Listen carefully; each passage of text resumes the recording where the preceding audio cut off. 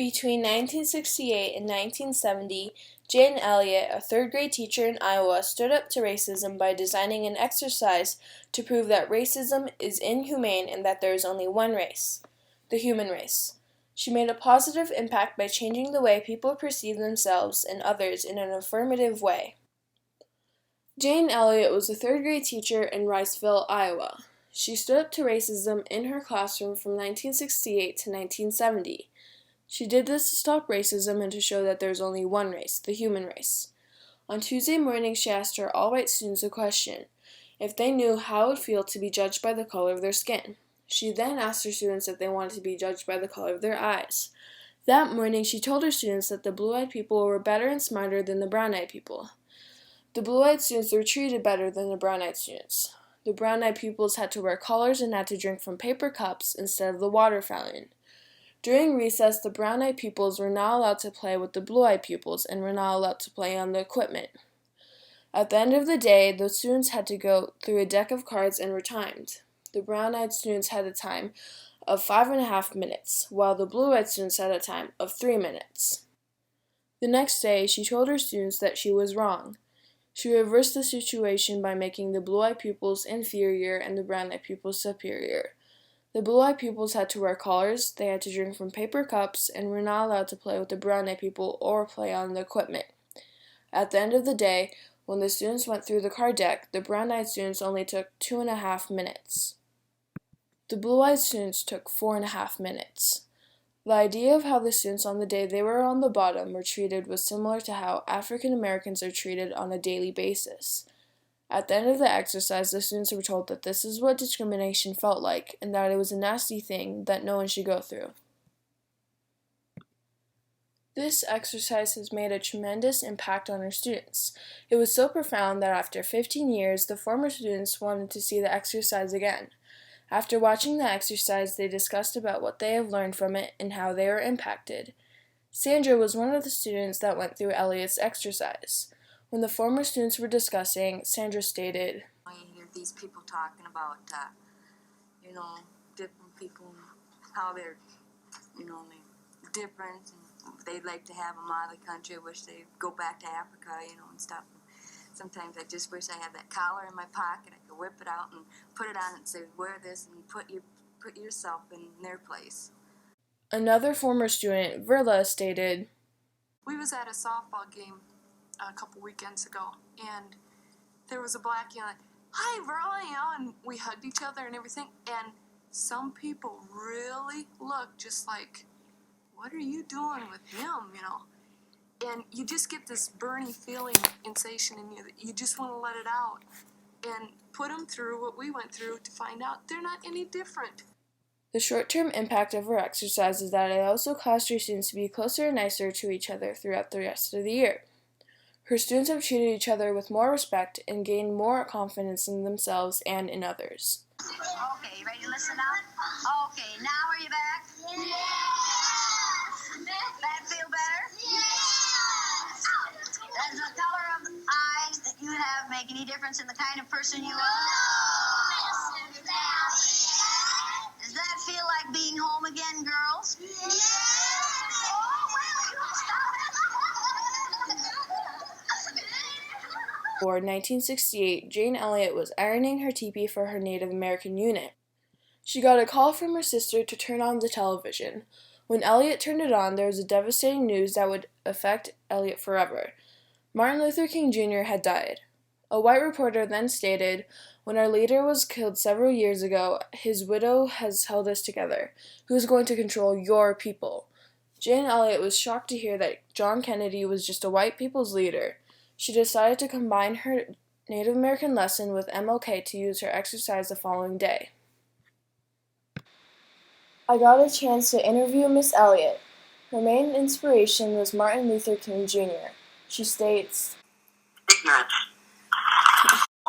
And in fact, he was a man who had a good idea and who was right, and nothing will ever be able to destroy his memory or that idea. Someone has said, nothing can kill an idea whose time has come. Nothing can kill a man with a dream or an idea whose time has come. Martin Luther King Jr. Jane was a man who had a dream, and it was a dream of people seeing one another fairly and civilly and treating people in a civilized manner. Haven't been able to kill his dream. It's even more powerful today than it was when he was alive. She also wanted to use her exercise because she states that people are. That's it, pure and simple. People do not know, unaware, refuse to believe that there's only one race on the face of the earth. It's the human race, and we are all members of it. To this day, Jane Elliott continues to conduct her exercise. In her exercises, the brown-eyed people are superior, while the blue-eyed people are inferior. As the people file in, Elliott treats each eye color differently and puts colors on the ones with blue eyes. The blue-eyed people are held in a small room with less than enough chairs. The brown-eyeds are held in a larger room with chairs for every person with food and drinks. The brown-eyed people are told that they are the better ones. After the exercise, the students speak about what they have learned. Jane Elliott has deeply impacted them while standing up for those of a different race. I'm 63 years old, and I've seen England change so much. For me, it's so difficult because all of a sudden, we've got this multiracial society. It wasn't there when I was a kid, when I was a teenager even.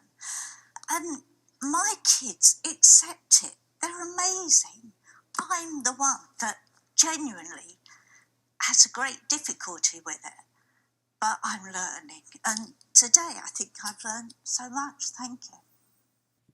Jane Elliott not only conducts exercises, she also holds conferences and other speaking engagements to discuss where racism comes from and how we can avoid being racists. She visits schools and colleges to educate students. Jane Elliott was once invited to the then-popular TV show Oprah Winfrey, where she spoke to the audience and explained about her exercise.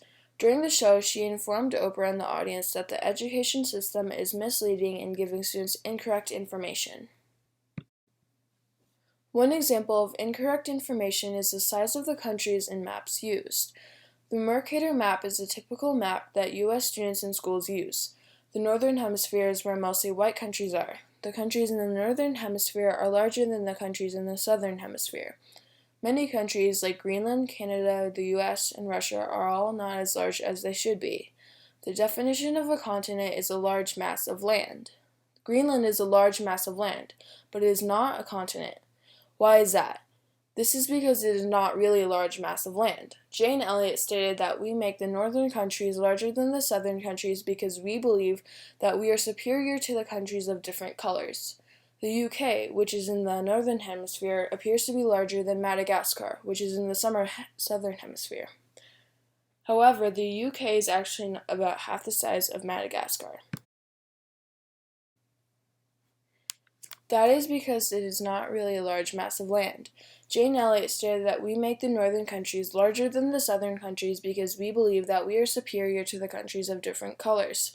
The UK, which is in the northern hemisphere, appears to be larger than Madagascar, which is in the southern hemisphere. However, the UK is actually about half the size of Madagascar. Another example would be Greenland and Africa. They look about the same size on the Mercator map. Africa is actually 14 times larger than Greenland. Elliott says that the Mercator map that everyone sees and uses is teaching students and adults to be racist because they are learning to believe that the Northern Hemisphere and all the white countries are superior and better than the countries of different races. She teaches her students not to believe in the Mercator map and that it should not be used because of how inaccurate it is. Between 1968 and 1970, Jane Elliott, a third-grade teacher in Iowa, stood up to racism by designing an exercise to prove that racism is inhumane and that there is only one race, the human race. She made a positive impact by changing the way people perceive themselves and others in an affirmative way. Jane Elliott stood up to racism through many methods, but her most remarkable method was her brown-eyed, blue-eyed exercise. She made a positive difference and touched the lives of many people. Jane Elliott has taught us all to treat everyone equally and to also take part in standing up to racism.